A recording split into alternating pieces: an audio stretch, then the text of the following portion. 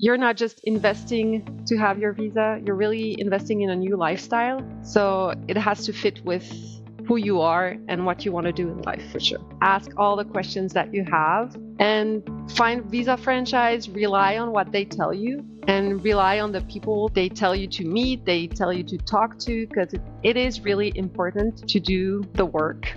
And we're so happy we were able to work with Visa Franchise. We were so happy to find Keyrenter. It's like a new family. You have Patrick Findaro here, founding partner at Visa Franchise. We have a very special guest, Elodie Chatelain, our Swiss client who invested in a property management franchise and relatively recently obtained her E-2 visa together with her husband and the rest of the family. Elodie, thanks for taking the time to sit down today with us. Yes, my pleasure. Thank you. So Elodie, I know your situation is a little different where you spent some time in the US. It wasn't a new thing for you and your family. And you have a pretty unique background working high level in finance, working with some, very high level directors supporting all different types of operation, administrative tasks. Why leave Switzerland? It's a very comfortable country. It's a nice place to visit. I love going there to ski. Why leave Switzerland and come back to the US? Yeah, well, I get that question almost every day.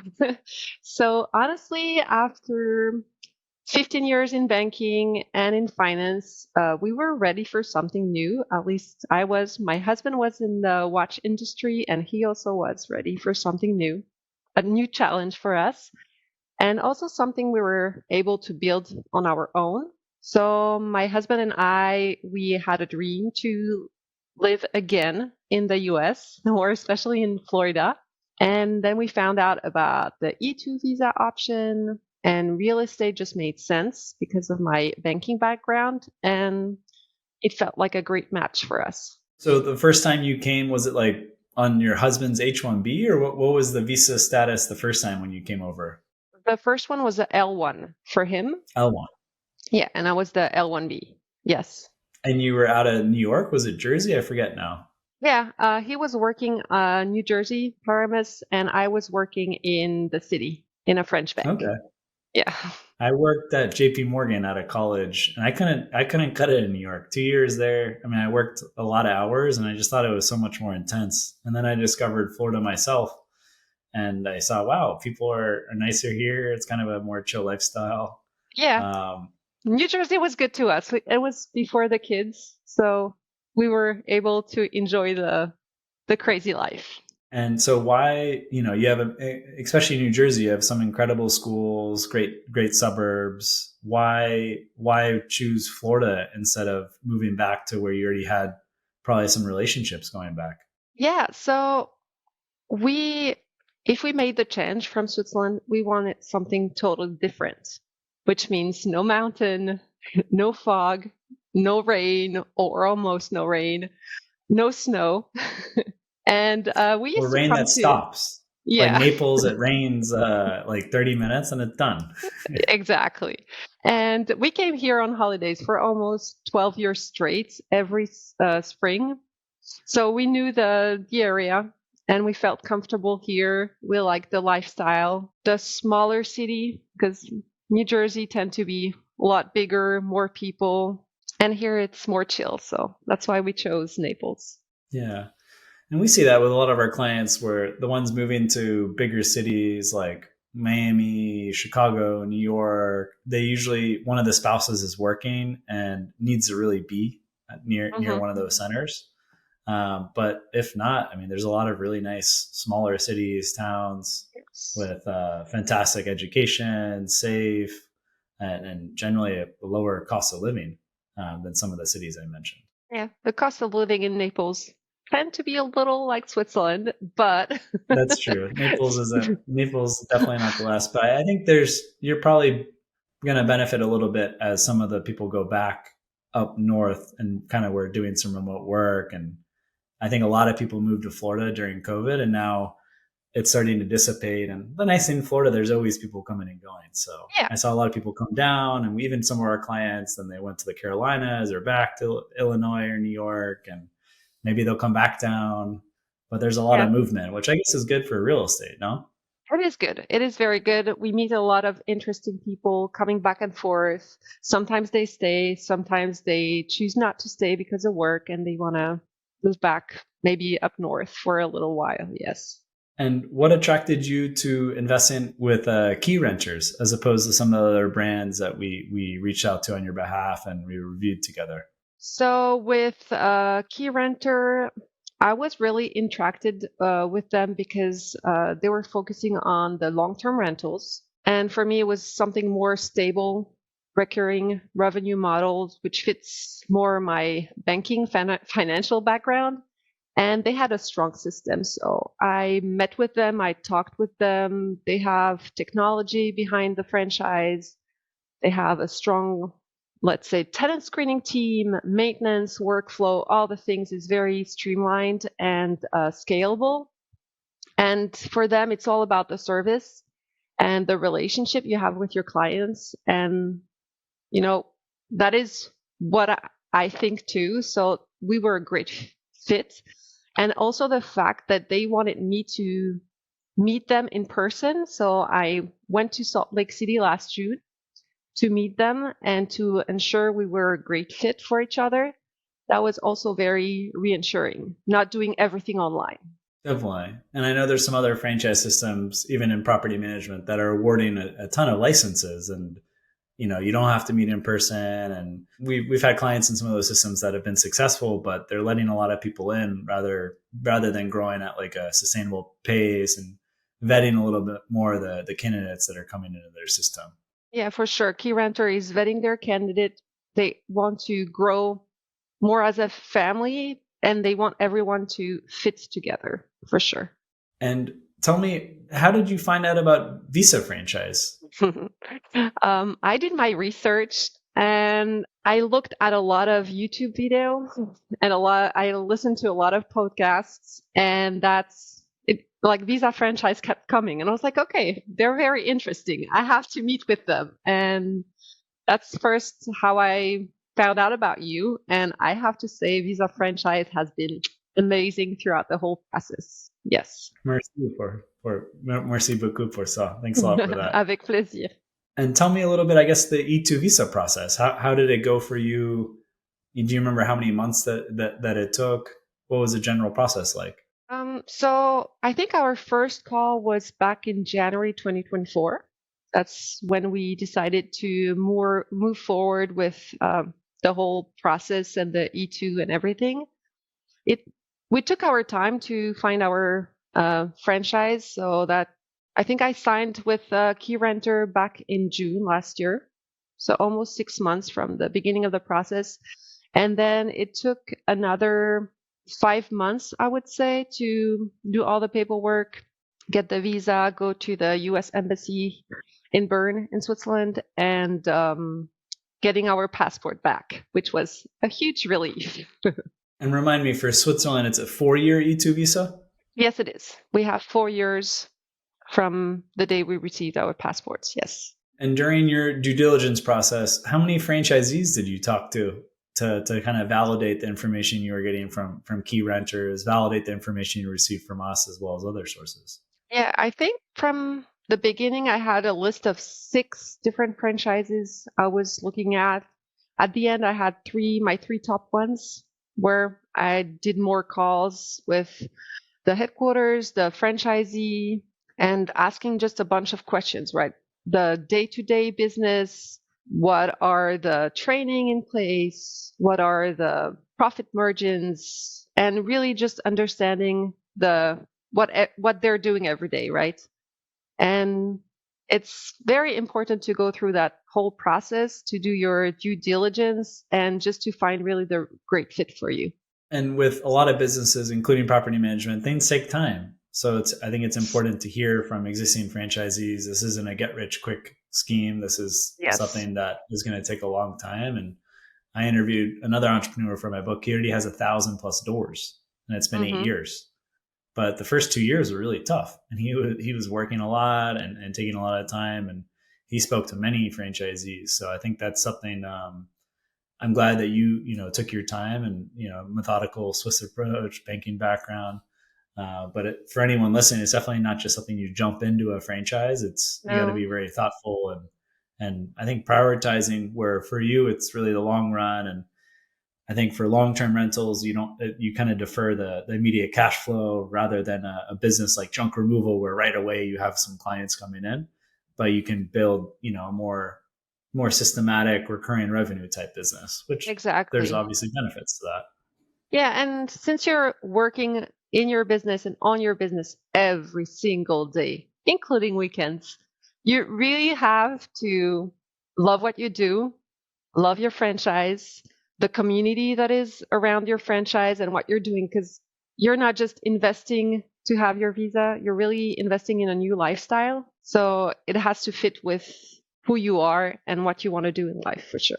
Remind me, were you pretty set on property management, or were there any other industries that piqued your interest that you also considered?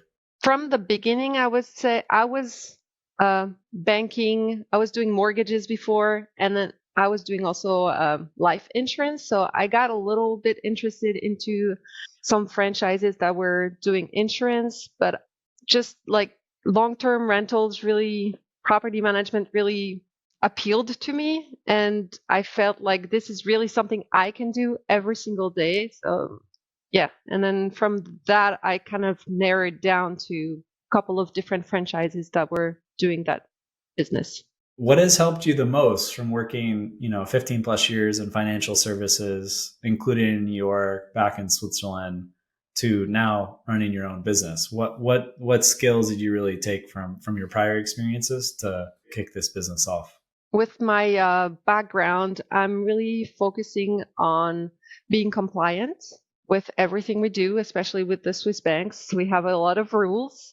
And I can take all that and be able to have the same discipline to, let's say, lease agreements, all the legal compliance, the communication with the owners, and just be able to stay calm under pressure because things come up in property management. You have tenants complaining, you have repairs, you have emergencies, and just being able to stay focused and find solutions for your clients. How did you secure your first door? How did you secure your first property? So it's a lot of networking, a lot of calls, and just it happens. You just meet the first client who's ready to take you and embrace the new contract and the new franchise. And yeah, it's kind of a process, and you have to build trust with your clients for sure. Did Keyrenters or having a franchise brand bring credibility? Like, do you think you could have done this easily, with your own independent business, or would it have been a longer process to start securing doors and properties to manage? It would have been much longer. Keyrenter has all the process in place. They know what they're doing. They've been around for 15 years plus. They have more than 100 different offices throughout the USA. So if you follow what they do and how to do things, it's going to work out. So you're not on your by yourself, and you can really rely on with them. And they have coaching calls, and they have people there that you can call and do ask any questions you have, and they're really there for you. Tell me about that wider network. So these 100 offices, these franchisees, many of them brought successful careers in the past, and now they're in the Keyrenter network, and they're growing. Tell me about some examples, or how you generally have been learning, not just from the franchisor and growing your business, but your fellow franchisees. I'm in Keyrenter Naples here, but we have another franchisee. He's Keyrenter Fort Myers, and he has grown amazing from just 2 years on, and he's from Canada on an E-2 visa as well. So we've Nice. been talking a lot, and I can see just following the process and doing the work. I mean, every day doing the work, it just really, really is amazing. You can get all your doors, your business is going to work out, and you can really rely on each other. So I'm able to call, let's say, my partner in California who just opened, and he's also there for me in case I have any questions. I know someone who's doing great with social media, so I can ask advice there as well. And we have weekly calls all together as a franchise. We're discussing different subjects and we can ask questions. And it's a really good group. Elodie, how do you split your time? Like, because I mean, there's yes, the franchisor is handling the compliance, the systems, and you obviously collaborate with them. But how do you divide between sales, marketing, hiring contractors, managing tenants? What's like a typical day look like, if you can call it, if there is a typical day? So my typical day would be I'm an early morning person, so I start early, answering all your emails first thing, and then I'm like splitting my day. I like to chunk my time. So I have some time in the day where I do calls. I have time in the day where I visit clients. I'm also networking a lot. So I'm part of two networking groups here in Naples. So I meet with them. I do one-on-one with realtors. I meet them at their open house. So not every day is the same. That's for sure. You have to be able to just say, oh, yeah, I'm here in 20 minutes. I'm there for you. Don't worry. And you just like pack your bags and you go. But yeah, every day is different, but it's really fun. And I have to take care of my social media as well. I had to pass my real estate license as well, which was also a process. But everything else you can really rely with your franchise.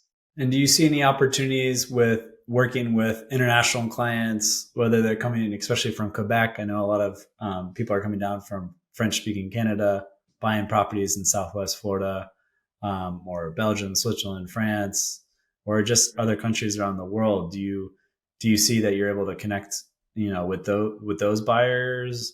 Have you also explored, selling properties and then managing those properties on behalf of the new buyer?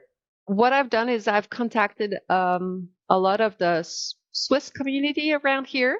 I was able to meet with some owners, and also there's a big German community here. So that's a lot of international people. They're coming here in Naples. They have a vacation home, but maybe they're not ready to sell it yet. So they want to find a long-term rental. And a lot of Canadians, for sure, are here as well. And they're ready to move with a property manager. Maybe they were just doing it themselves in the past, but it's a lot of work. It's a lot of I've seen that. after My hour father had a couple calls. of properties growing up, and it was just there was always things, and it's like it's a distraction where, depending what your business is, like it cannot make I think probably most of the time doesn't make financial sense to do it yourself. Yeah. Where if you give yourself an hourly rate, whether it's $100 an hour or $200 an hour, and you're fielding requests from a tenant, and you don't have systems built in, like it seems like it's just not, the math doesn't add up to be Yeah, it managing a can property take up a lot yourself. of your time, and your time is worth, and it's better to have someone in the business taking care of your investment. And like this, you can just grow your asset, right? And be an investor instead of being a landlord. And I could see that being a nice client to have, because I understand all the problems you deal with. They understand your work, and they're properly valuing your services and the fee that you charge, because they know they've done it in the past. Exactly, yes. And people like to know they're able to rely on someone for all the things, all the troubles, all the questions. And at the end of the day, they have time back, a lot of time for them, and peace of mind also. They don't have to worry about so many things. What's been the hardest part to this new entrepreneurial journey, or moving back to the US more on a personal side? Well, you move to a new city, right? And you don't know anyone. So probably the hardest part was getting out there, and a lot of time being uncomfortable, like talking about yourself a lot. And it's just, you have to do the work, but it's worth it. It takes some time to just get back in the groove of just, being that person, coming in new groups, meeting new people every day, and a lot of talking, but it's all worth it. Any suggestions for those that are going through the E-2 visa journey now? Should they be connecting with other parents at their kids' schools or neighborhood events? What are kind of some nexus where you can really embed yourself within the community, both personal as well as professional? I would say do your research really, but don't overthink it because you can always find the pros and the cons, right? But if you're ready, just take the leap. Talk to a lot of people, either online or find like a Facebook group that you have maybe in the city you're interested in, and just ask all the questions.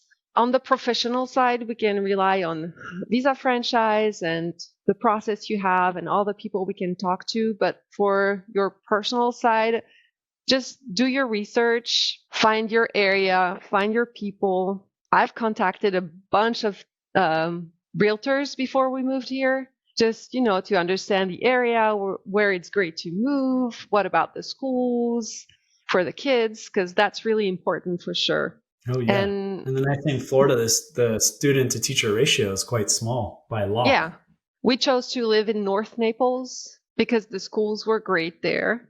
And we're happy we made the choice to be here. Our kids are happy. So if the kids are happy, right? Parents are happy. It's all good. What's been the best part for the kids? Because I imagine it's a little different in the US where you have the sports and all the extracurriculars where it's centered around the school, where from what I understand in Switzerland, everything's kind of apart from the school and school is just for studies. Exactly. Yeah. So it's been really different, but they started mid-year, meaning they didn't have the full panel or the full choice of sports after school and all the things. So we'll see what's up with for them in August when they start again, Yeah. full year. But yeah, they've started school. My daughter started dance in a dance studio, and my son has done flag football here in Naples with the team. So they're trying things. Elodie, for those people listening, watching, whether in Europe, Canada, or elsewhere, any advice for them where maybe they're thinking about going forward with a franchise, thinking about going through the E-2 visa? Any advice what you would recommend to them? I would say take your time, but don't take too much time because you can do the process for a year or 2 years. But take your time, ask all the questions. There's no bad questions or wrong questions. Just ask all the questions that you have, and like find Visa franchise, rely on what they tell you and rely on the people they tell you to meet, they tell you to talk to, because it is really important to do the work. And just if you want to invest in a new life, it's the E-2 visa is really a great way.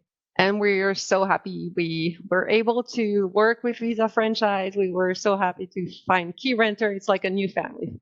Yeah, no, it seems like a nice warm environment, and there's that level of trust with the franchisor as well as the larger group of franchisees that you can't say is there for every franchise system.